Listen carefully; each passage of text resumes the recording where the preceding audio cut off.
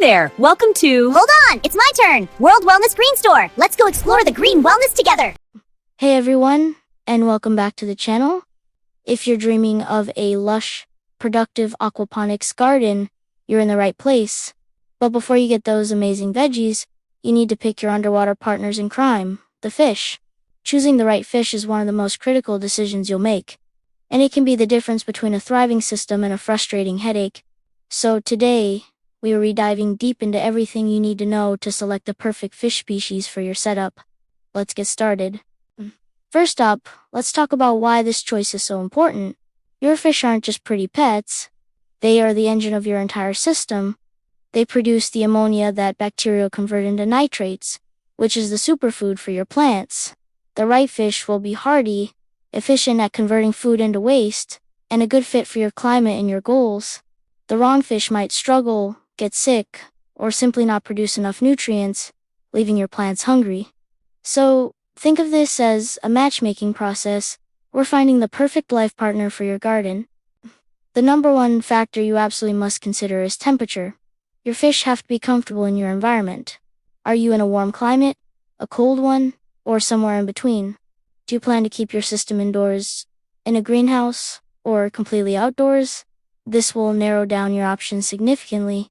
Let's start with the champions of warm water, tilapia. You've probably heard of them, and for good reason. Tilapia are the workhorses of aquaponics. They grow incredibly fast, are super resilient to fluctuations in water quality, and have a mild taste if you plan to harvest them. They thrive in water temperatures between 70 to 85 degrees Fahrenheit, or about 21 to 29 Celsius. If your system is going to be in a warm spot, or you can easily and affordably heat the water, tilapia are an almost foolproof choice for beginners. They eat just about anything, from commercial fish pellets to duckweed, making them very cost-effective. Just be aware, they are prolific breeders. So you might end up with more fish than you planned if you have both males and females. But what if you live somewhere cooler? Don't worry, we've got options for you too. Let's talk about trout, specifically rainbow trout. These guys love the cold, preferring water temperatures between 50 and 65 degrees Fahrenheit, or 10 to 18 Celsius. If your water naturally stays in this range, trout can be a fantastic choice. They have a faster growth rate than many other cold water species and are a delicious high-value fish to eat. However, they are a bit more sensitive than tilapia. They require clean, highly oxygenated water, so you'll need to make sure your aeration and filtration are top-notch. They're not quite as forgiving for beginners, but the reward of fresh trout from your own backyard is hard to beat. Now, let's move on to a fantastic middle ground option, bluegill. These are part of the sunfish family and are incredibly hardy. They have a wider temperature tolerance than tilapia or trout, comfortable in water anywhere from 65 to 80 degrees Fahrenheit, or about 18 to 27 Celsius. This makes them a great, versatile choice for many climates. They grow a bit slower than tilapia, but they are great foragers and will help keep your tank clean. Plus, they're a popular panfish, known for being fun to catch and tasty to eat. If you're looking for a resilient fish that can handle a variety of conditions, bluegill should definitely be on your list. Another great all-rounder is the channel catfish. These fish are practically bulletproof. They can tolerate a huge range of temperatures and are not fussy about water quality. They are bottom dwellers, which means they do a great job of cleaning up any uneaten food that sinks to the bottom of the tank. They grow quickly and can get quite large, so make sure your tank is big enough. If you want a tough no-nonsense fish that will reliably power your system with minimal fuss, you can't go wrong with catfish. Their taste is also very popular, making them a great dual-purpose choice for both nutrients and food. So far, we've talked about fish you might want to eat, but what if you're not interested in harvesting your fish? What if you just want beautiful, easy-to-care for nutrient producers? This is where ornamental fish come in, and the undisputed king of ornamental aquaponics is the goldfish. Yes, the same kind you might have won at a fair.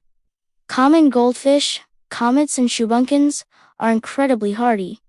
They can handle a wide range of temperatures, from chilly outdoor ponds to warm indoor tanks. They're also cheap and readily available. While they don't grow as fast or as large as food fish, A good-sized school of goldfish in a reasonably sized tank can produce plenty of nutrients for a home-scale herb or lettuce garden. They add a beautiful splash of color and are super low maintenance. Another fantastic ornamental choice is koi. Think of koi as the bigger, more majestic cousins of goldfish. They are prized for their stunning colors and patterns and can live for a very long time. They are just as hardy as goldfish and thrive in similar conditions. The main difference is size and cost. Koi get much larger, so you'll need a bigger tank or pond. They can also be quite expensive, especially for prize varieties. But if you're looking to create a beautiful water feature as the heart of your aquaponics system, and you have the space, koi are an amazing choice. They are prolific waste producers, so they'll feed your plants very well. Now, let's circle back to some other edible options that are a bit more unique. One is largemouth bass. If you want a more sporty fish, this could be the one for you. They are aggressive predators, so you can't keep them with small fish. They prefer a mid-range temperature, similar to bluegill. They require very clean, well-oxygenated water and a diet high in protein. You might even feed them other small fish, like minnows, which you could raise yourself. They are more of an advanced level choice, but successfully raising largemouth bass in an aquaponic system is a seriously cool achievement. Another species gaining popularity is the jade perch, an Australian native. These are warm water fish, similar to tilapia, but they have a unique advantage. They are incredibly rich in omega-3 fatty acids, even more so than salmon. They are hardy, grow reasonably fast, and have a great taste. If you're focused on the health benefits of the fish you're raising, jade perch is an outstanding option to look into. They are a bit harder to find in some parts of the world, but their popularity is growing for a reason. So, how do you put all this information together to make a final decision? Create a checklist. First, measure your water temperature throughout the year. What is the average? What are the extremes? This is your most important filter. Second, what is your goal? Are you raising fish for food, for beauty, or just for nutrients? Third, what is your experience level? Be honest with yourself. If you're just starting out, stick with a hardy, forgiving species like tilapia, bluegill, or goldfish. You can always try a more challenging species later. Fourth, consider your tank size. Don't try to raise fish that will grow to 2 feet long in a 50-gallon tank. That's not fair to the fish and will cause your system to crash. A good rule of thumb is 1 pound of fish per 5 to 10 gallons of water for a mature system. Start with fewer fish and let them grow into the space. Remember, a happy fish is a productive fish. Do your research on the specific species you're interested in. Understand their dietary needs, their social behavior. Do they need to be in a school or are they solitary? And their ideal water parameters beyond just temperature. pH, ammonia, nitrite, and nitrate levels are all crucial. Starting with the right fish sets you up for success and makes the whole journey of aquaponics so much more enjoyable. You're not just a gardener, you're a fish keeper, too. It's a rewarding 2-for-1 hobby. I hope this guide has helped clear things up and given you the confidence to pick the perfect fish for your aquaponics adventure. It's one of the most exciting parts of getting started. Feeding behavior is one of the most important characteristics to consider when selecting fish species for aquaponic systems because it directly influences nutrient production, water quality, and overall system stability. In aquaponics, fish feed is the main source of nutrients that eventually support plant growth. The way fish consume feed, digest nutrients, and convert food into metabolic waste determines how efficiently nutrients enter the aquaponic ecosystem. According to research from public aquaculture institutions and agricultural universities, the species with predictable feeding behavior and efficient nutrient conversion are generally easier to manage in aquaponic environments. Fish feeding behavior refers to how fish locate, capture, and consume food within the water environment. Different species feed in different areas of the water column. Some species feed near the surface, others feed in mid-water zones, and some feed primarily near the bottom of the tank. Surface feeding species often respond quickly to floating feed pellets, which allows growers to observe feeding activity easily and adjust feeding amounts accordingly. Tilapia, for example, commonly feed near the surface and respond actively to floating feed. This behavior allows aquaponic growers to monitor how much feed is being consumed and to remove uneaten feed before it begins decomposing in the water. Public aquaculture research programs often emphasize that visible feeding behavior helps prevent overfeeding, which can degrade water quality and increase ammonia accumulation. Other species, such as certain catfish varieties, may feed closer to the bottom of tanks. Bottom feeding behavior can make it more difficult to monitor feeding activity because uneaten feed may settle where it is less visible. In such systems, careful observation and controlled feeding schedules become important for maintaining water quality. Feed conversion efficiency is another critical factor in species selection. Feed conversion refers to how effectively fish transform the nutrients in their food into body growth and metabolic waste. Public aquaculture research institutions measure feed conversion using a ratio that compares the amount of feed consumed to the amount of body weight gained by the fish. Species with efficient feed conversion require less feed to achieve the same growth compared with species that convert feed less efficiently. Efficient feed conversion benefits aquaponic systems in two ways. First, it improves fish growth performance, allowing fish to reach harvest size more quickly. Second, it produces predictable waste output that supports plant nutrition without generating excessive organic waste. Not all feed consumed by fish becomes plant-available nutrients immediately.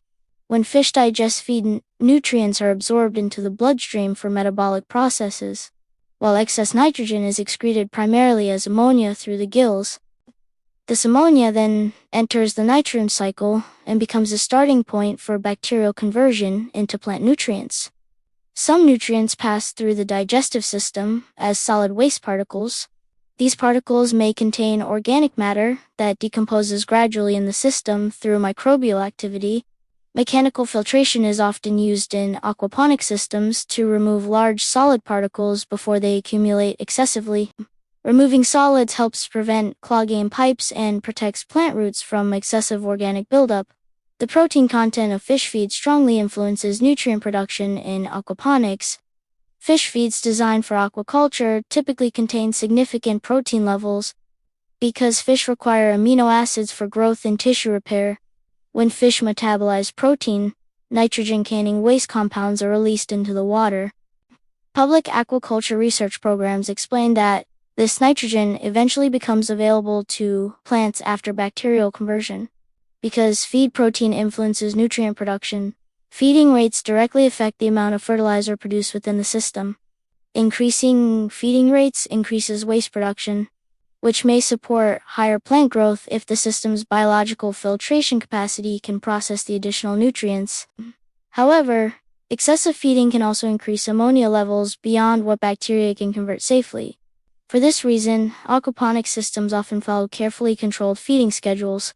Feed is typically provided in small amounts several times per day to allow fish to consume it efficiently without leaving uneaten pellets in the water. Observing fish feeding response helps determine whether feeding levels are appropriate. Feeding frequency may vary depending on fish size and species. Juvenile fish often require more frequent feeding because their metabolism and growth rates are higher. Larger fish may consume larger meals less frequently. Public aquaculture extension programs provide feeding guidelines based on fish species, size, and water temperature. Water temperature influences feeding behavior as well. Because fish metabolism is temperature dependent, feeding activity typically increases as water temperature rises within the species' optimal range. In colder conditions, fish metabolism slows and feeding activity decreases. Adjusting feeding schedules according to temperature helps maintain stable nutrient production. Another factor affecting nutrient efficiency is the balance between fish biomass and plant density. The amount of feed entering the system determines how much nitrogen becomes available for plants after bacterial conversion. If plant density is too high relative to feed input, plants may not receive enough nutrients. If fish biomass is too large relative to plant production, excess nutrients may accumulate in the water. Selecting fish species with consistent feeding behavior and predictable nutrient conversion helps maintain this balance. Species that consume feed reliably and produce stable waste outputs allow growers to estimate nutrient production more accurately. This predictability supports plant growth while maintaining water quality for fish. Feeding practices also influence fish health. Fish that feed actively and maintain steady growth typically experience less stress than fish exposed to irregular feeding patterns or poor water conditions. Observing feeding behavior provides valuable information about fish well-being.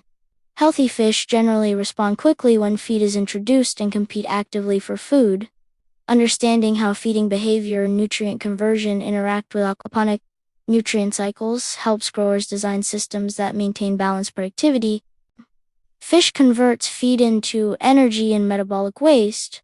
Bacteria converts that waste into plant nutrients, and plants absorb those nutrients while maintaining water quality. Selecting species with appropriate feeding habits and efficient nutrient conversion therefore supports the entire aquaponic ecosystem. These biological relationships between fish, bacteria, and plants highlight the importance of responsible species selection, which also includes legal, environmental, and ethical considerations that will be examined in the next section. When selecting fish species for aquaponic systems, biological performance is only one part of the decision.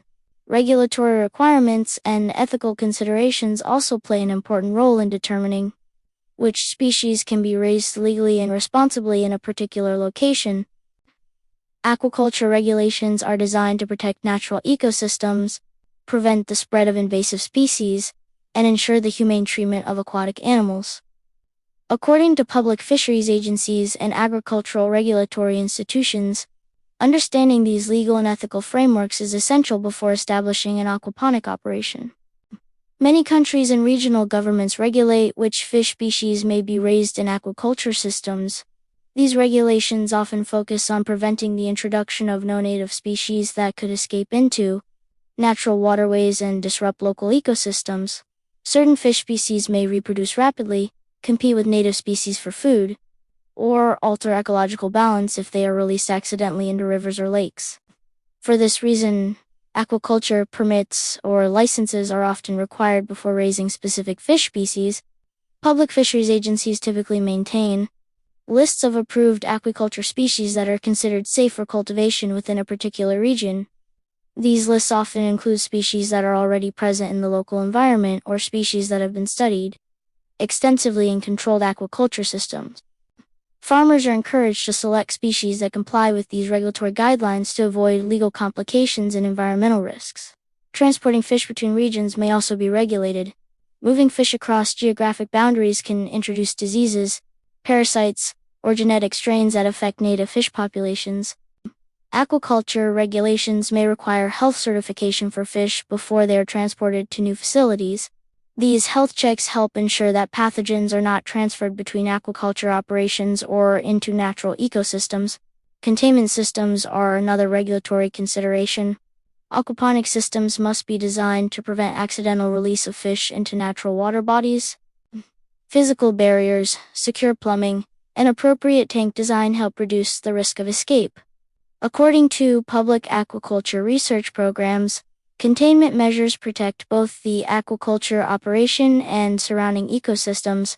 Animal welfare considerations are also an important part of responsible aquaculture management. Ethical aquaculture practices aim to ensure that fish are raised in conditions that support health, minimize stress, and provide adequate environmental quality. Public veterinary and aquaculture institutions emphasize that maintaining appropriate water quality, oxygen levels, and stocking densities help support fish welfare. Stocking density refers to the number of fish maintained within a given volume of water. Excessive stocking density may lead to competition for oxygen, increased waste accumulation, and higher stress levels among fish. Responsible aquaculture management involves maintaining densities that allow fish to grow comfortably while maintaining stable water quality. Feeding practices also influence fish welfare. Providing nutritionally balanced feed ensures that fish receive the nutrients required for healthy growth. Overfeeding can degrade water quality, while underfeeding may lead to poor growth and weakened immune systems. Public aquaculture extension programs recommend feeding schedules that match the nutritional needs of the species and life stage of the fish. Humane handling practices are another ethical consideration. Fish may occasionally need to be moved, sorted, or harvested. Handling procedures should minimize physical injury and stress. Gentle netting techniques, Proper water conditions during transport and appropriate harvest methods contribute to responsible fish management. Disease prevention is closely related to ethical aquaculture practices. Healthy fish populations are maintained through preventive management rather than reactive treatment. Maintaining good water quality, stable environmental conditions, and appropriate stocking densities reduces the likelihood of disease outbreaks. Public aquatic veterinary programs emphasize that prevention is the most effective strategy for maintaining fish health. Environmental responsibility also extends to waste management and water use. Although aquaponic systems recirculate water efficiently, operators must ensure that any water discharged from the system meets environmental standards. This may involve filtration or treatment steps that remove excess nutrients before water enters natural waterways. Another ethical consideration involves species selection itself. Some fish species adapt well to aquaponic environments, while others may experience stress in confined tank systems. Selecting species that tolerate tank conditions and water quality variations helps maintain animal welfare while supporting system productivity. Education and training also contribute to responsible aquaponic management. Public agricultural and aquaculture programs often provide guidelines that help growers understand regulatory requirements and best management practices. Following these guidelines helps ensure that aquaponic operations remain environmentally responsible and ethically managed. Transparency and traceability may also be required in some regions. Producers may need to maintain records of fish origin, feed types, water quality monitoring, and system management practices. These records help regulatory agencies verify that aquaculture operations comply with environmental and food safety standards. By considering legal regulations and ethical responsibilities during species selection, aquaponic growers contribute to sustainable and responsible food production systems. Regulatory frameworks protect natural ecosystems, while ethical management practices support the welfare of aquatic animals and the long-term stability of aquaponic systems. Selecting fish species that meet environmental, legal, and welfare standards ensures that aquaponic production operates responsibly within its surrounding ecosystem. Understanding these broader considerations helps growers build systems that are not only productive but also environmentally and socially responsible. Thanks for watching World Wellness Sustainable Farming. Thanks for watching! Hope you liked it!